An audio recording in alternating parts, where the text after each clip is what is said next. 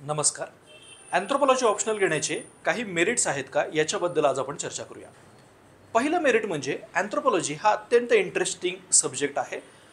आपण अँथ्रोपॉलॉजीची याच्या आधीची डेफिनेशन पण पाहिली होती हेवी लँडनी दिलेली. Anthropology is a discipline of infinite curiosity about human being. माणसाविषयीचं प्रचंड कुतूहल असलेलं शास्त्र आणि त्या कुतूहलातून माणसाचा अभ्यास करणारं शास्त्र आणि त्यातून आपल्याला माणसाबद्दल म्हणजेच आपल्याबद्दलच अशा इंटरेस्टिंग फॅक्ट्स कळतात, असा इंटरेस्टिंग पर्स्पेक्टिव्ह कळतो की या टॉपिकमध्ये किंवा ह्या सब्जेक्टमध्ये एक चांगला मोमेंटम त्याच्यामुळे टिकून ठेवता येतो. त्याच्यानंतर या डिसिप्लिनचे 4 पार्ट्स आहेत.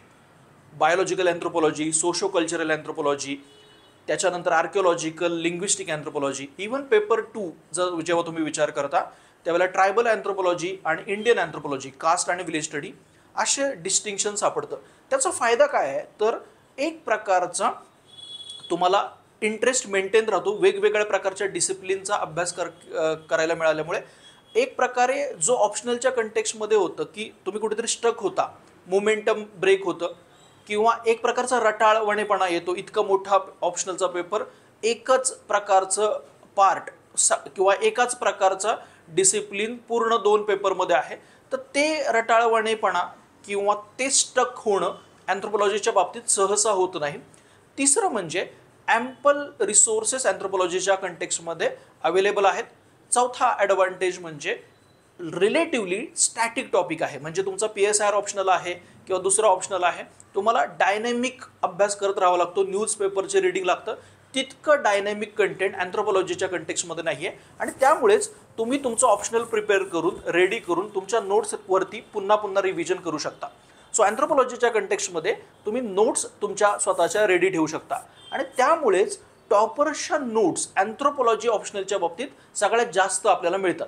कारण रिलेटिव्हली स्टॅटिक टॉपिक असल्यामुळे नोट्स प्रिपेअर करणं हे रिलेटिव्हली इझी पडतं.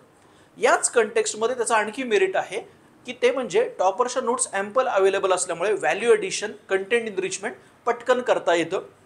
At the same time recently किंवा रिलेटिव्हली मागच्या काही वर्षांमध्ये अँथ्रोपॉलॉजी ऑप्शनलने चांगला हाय स्कोअरसुद्धा केलेला आहे. GSच्या कंटेक्स्टमध्ये किंवा एसएमध्ये काही स्टोरीज वापरता येतात. GS1मध्ये खास करून सोसायटीचे प्रश्न वाढत चाललेले आहेत. 2024मध्ये UPSCने GS1मध्ये 90 मार्काचे प्रश्न सोसायटीचे विचारले होते, जे दिसायला सोपे असले तरी त्याच्यामध्ये थॉरॉटिकल नॉलेज असणं अपेक्षित आहे, जे अँथ्रोपॉलॉजीच्या अभ्यासाने, इंडियन सोसायटीच्या अभ्यासाने तुम्हाला निश्चितपणे मिळतं.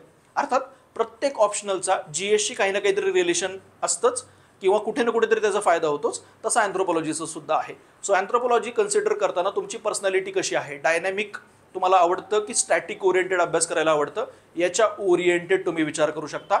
अँथ्रोपॉलॉजी ऑप्शनल घेण्याचा विचार आहे किंवा तसं निश्चित झालेलं असेल तर 1 जुलैपासून आपली मैत्रियेची अँथ्रोपॉलॉजी ऑप्शनलची बॅच सुरू होणार आहे.